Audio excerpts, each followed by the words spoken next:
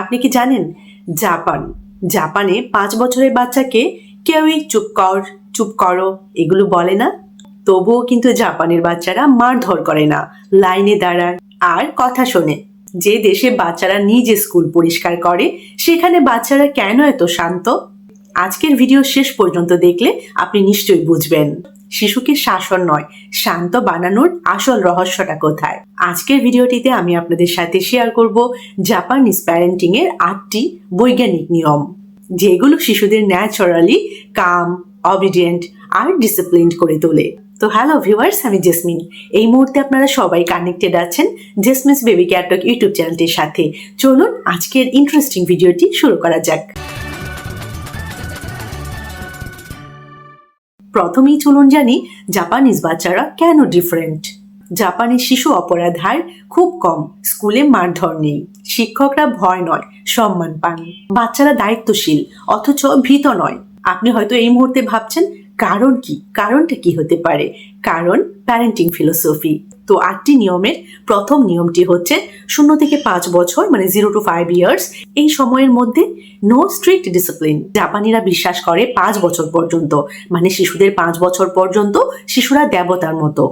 এই যে 0 থেকে 5 বছর বয়স, এই সময় পর্যন্ত বাচ্চাদেরকে কোনো ধরনের মারধর নয়, কোনো ধরনের চিৎকার নয় এবং বারবার না নয়, মানে এগুলো বাচ্চাদের সাথে এই সময়ে করা যাবে না, এই সময়টা পর্যন্ত বাচ্চাদের সাথে করা যাবে না। এটাই জাপানিরা বিশ্বাস করে। গবেষণা কি বলছে? গবেষণা বলছে 0 থেকে 5 বছরে শিশুর ইমোশনাল ব্রেইন তৈরি হয়। এই সময়ে বাচ্চাদেরকে ভয় দেখানো বা ভয় পাওয়ানো এটা একদমই ঠিক নয়, কেননা এই সময়ে ভয় থেকে বাচ্চাদের ভবিষ্যতে অ্যাগ্রেশন হতে পারে, ভবিষ্যতে অ্যাংজাইটি তৈরি হতে পারে এবং সেটা অনেক বেশি পরিমাণে হতে পারে। যেমন বাংলাদেশের প্রেক্ষাপটে একটি ছোট্ট উদাহরণ আপনাদের সাথে শেয়ার করি। অনেকেই কিন্তু আমাদের দেশে বাচ্চাদেরকে দেখা যায় বলা হয় ছোট বয়সে 0 to 5 ইয়ার্স মানে 0 থেকে 5 বছর বয়সের মধ্যেই দেখা যায় বাচ্চাদেরকে এই সময়টা বলছে চুপ, এখনই থামো, চুপ, এটা করো না। আর জাপানে কি বলা হয়? এই যে বাচ্চাটা কান্না করছে, আমরা বলছি আমাদের দেশের প্রেক্ষাপটে চুপ, এখনই থামো। জাপানিরা এই সময় বাচ্চাদেরকে কি বলে? তুমি রেগে গেছো, আমি বুঝতে পারছি। এই যে জাপানিরা এই যে বাচ্চা যখন কান্না করে বা বাচ্চা যখন ইমোশনাল হয়ে পড়ে তখন এইভাবে রিয়্যাক্ট করে বা বাচ্চার সাথে এইভাবে রেসপন্স করে, এতে করে কি হয়?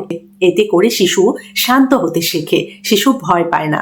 2 নম্বর রুলটি হচ্ছে সেইম নয়, সেলফ রিফ্লেকশন। জাপানে কিন্তু এটা বলা হয় না তুমি লজ্জা দিচ্ছ, তুমি খারাপ, বরং এটা বলা হয় তোমার এই আচরণে অন্যের কেমন লাগতে পারে একটু বলো তো, একটু চিন্তা করো তো। সাইকোলজি কি বলছে? এই যে এইভাবে রেসপন্স করছে জাপানি গার্ডিয়ানরা, এতে করে কি হয়? এইভাবে বাচ্চার সাথে কমিউনিকেট করলে এই সময়ে তখন কি হয়? বাচ্চার মধ্যে এমপ্যাথি তৈরি হয়, ভয় নয়। আরো একটা ছোট্ট উদাহরণ দিয়ে আপনাদেরকে আমি বলি।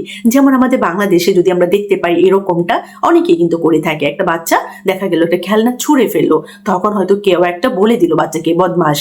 এইভাবে বলা কিন্তু একদমই ঠিক নয়। এতে করে কি হয়?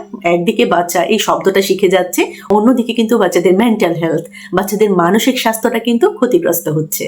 ঠিক এইখানে এই যে বাচ্চারা খেলনা ছুঁড়ে ফেললো, এই সময় জাপানিরা কিভাবে বলে বা কিভাবে রিয়াকশন দেয়? তারা কিন্তু বলে এইভাবে বাচ্চাকে, এই খেলনাটা কি কষ্ট পেলো?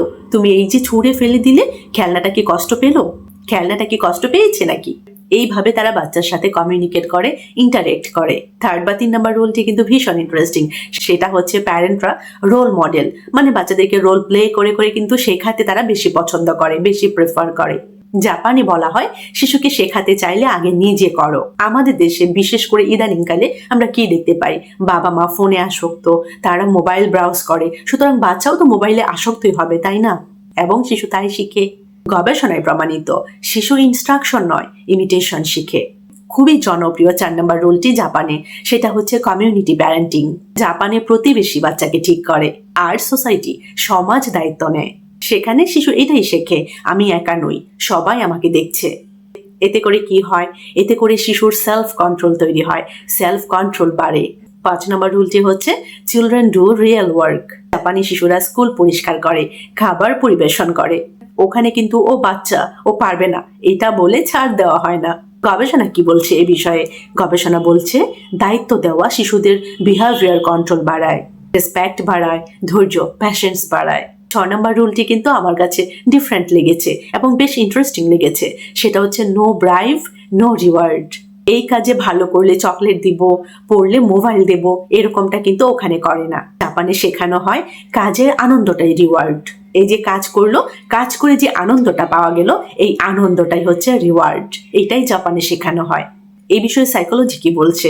এই বিষয়ে সাইকোলজি বলছে এক্সটার্নাল রিওয়ার্ড মোটিভেশন নষ্ট করে, আর এই যে টেকনিক্যালি কাজের আনন্দটাই রিওয়ার্ড, এই যে ইন্টারনাল ভ্যালু, এটা ডিসিপ্লিন তৈরি করে। 7 নম্বর রুলটি হচ্ছে ইমোশন নেম করা শেখানো। সহজ করে আপনাদেরকে বুঝিয়ে বলছি। বাচ্চাকে বলা হয় তুমি রেগে আছো, তুমি হতাশ। এই যে ইমোশনগুলো, এগুলোকে নাম দিয়ে বাচ্চাদেরকে চেনানো হয়, বাচ্চাদেরকে বলা হয়। এর ফলে কি হয়, মানে ফলাফলটা কি হয়, এভাবে শেখালে, এভাবে নাম দিয়ে ইমোশনটাকে চেনালে ফলটা কি হয়, এভাবে শেখালে বাচ্চা কিন্তু অনুভূতি চেনে, অনুভূতি শেখে। তাছাড়া কিন্তু বাচ্চা রাগ নিয়ন্ত্রণ করা শেখে। তাছাড়াও সব থেকে ইন্টারেস্টিং যে বিষয়টা, সেটা হচ্ছে কথা দিয়ে বাচ্চা প্রকাশ করা শেখে। লাস্ট বাট নট লিস্ট, ভীষণ ভীষণ ইন্টারেস্টিং 8 নম্বর রুলটি কি? 8 নম্বর রুলটি হচ্ছে লেস টক মোর কনসিস্টেন্সি। জাপানি প্যারেন্টরা কিন্তু কম কথা কিন্তু একই নিয়ম, এটাতেই বেশি ফোকাস করেন। আজকে মানা কালকে ছাড়, এটা কিন্তু জাপানি প্যারেন্টরা ফলো করেন না। এর ফলে কি হয়, শিশু কনফিউজড হয় না, রুলস রেসপেক্ট করতে শেখে।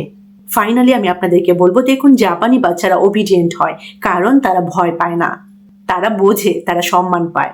খুবই সংক্ষেপে যদি আমি আপনাদেরকে এক বাক্যে বলি, তাহলে বলবো শিশুকে শান্ত করতে শব্দ কমান, বোঝাপড়া বাড়ান।